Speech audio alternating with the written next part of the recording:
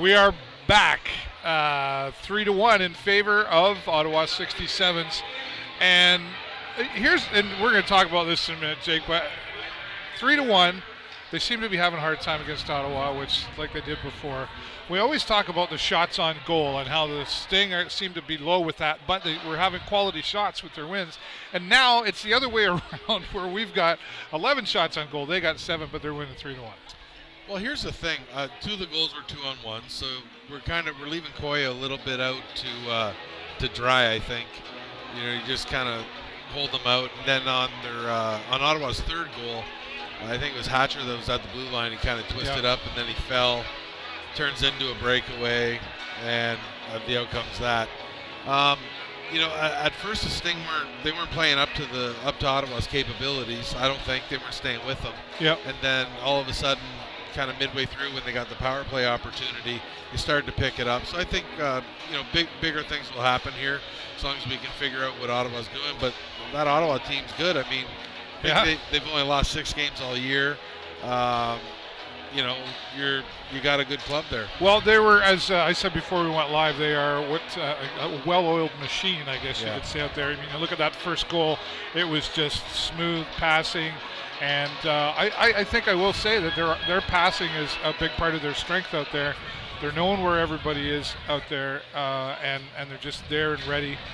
Can we try too hard out there? Is the Sarnia Sting, you know what I mean? Like, can you be trying too hard because we've lost to them before, we've never beat them in their hometown. We need to get this win against Ottawa.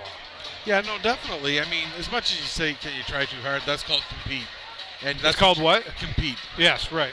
So that's what you want your players to be doing. But you don't want them to shoulder everything on themselves, like on one person.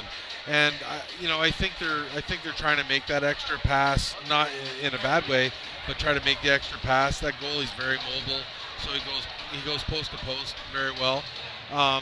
So if you can make that extra pass and maybe sneak one in, like our goal was from the point, and it was just like a shot to the net. I don't even know if he was trying. He was trying to hit the net, but not score. And it went off the top post. And so you know what, well placed. But just put it on net, and good things will happen. And with 11 shots on net, their goalie's living up to their end of the bargain.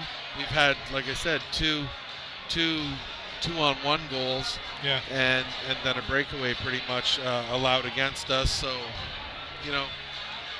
if it's stopped, we're not talking about it. If it's a goal, then we're talking about it. So either way we can go either way there. Well, they are playing hard out there, and I think one of the things the Sarnia Sting does have in their favor is they've got that no-quit attitude. Again, going back to the start of the season, they obviously showed that because they kept pressing through, and when you're not winning, it's hard to keep that positive mindset. So we know that this Sarnia Sting is capable of, you even said it earlier today, they're capable of beating any team in this Ontario Hockey League. Yeah, absolutely. I mean, and you're going to find that.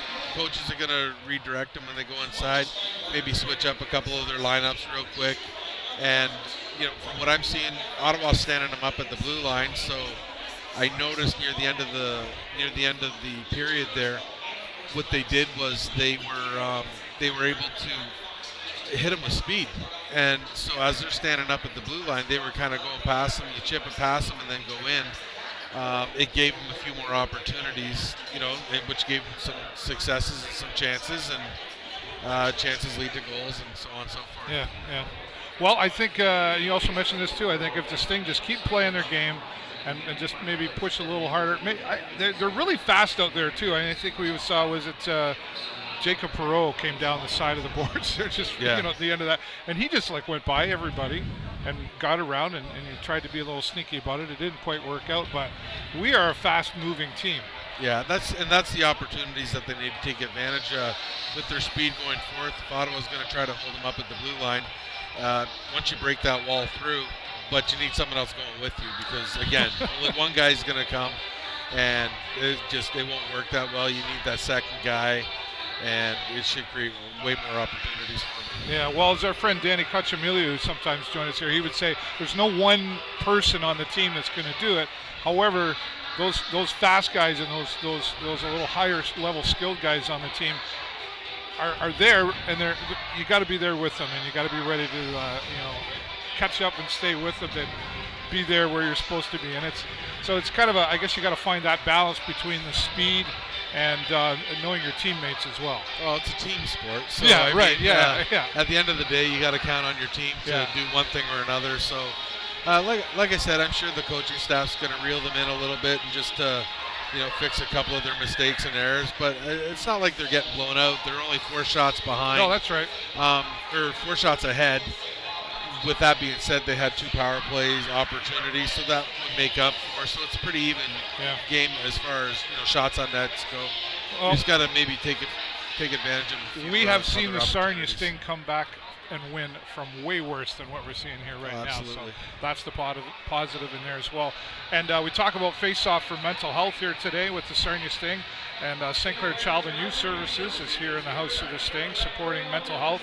And they've got a walk-in clinic that's available for them here in Sarnia Point Edward as well. So you can find out more about them by going online to St. Clair Child and Youth Services on Facebook, and that'll tell you where their website is as well.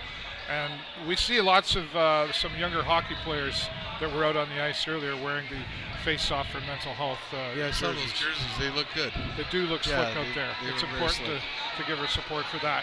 And it's important to stay with the Sarnia Sting and give your support to them. Give us your shout-outs on the Facebook page here or on Twitter, wherever you may be following us along, and show your support for the Sarnia Sting. Right now, behind the Ottawa 67s, a score of 3-1. We'll be back again after the next period. My friend Jake Cherski will once again join me. Jake, I'm invited back. Invited back. Nice. You haven't said anything wrong. I can't try not to.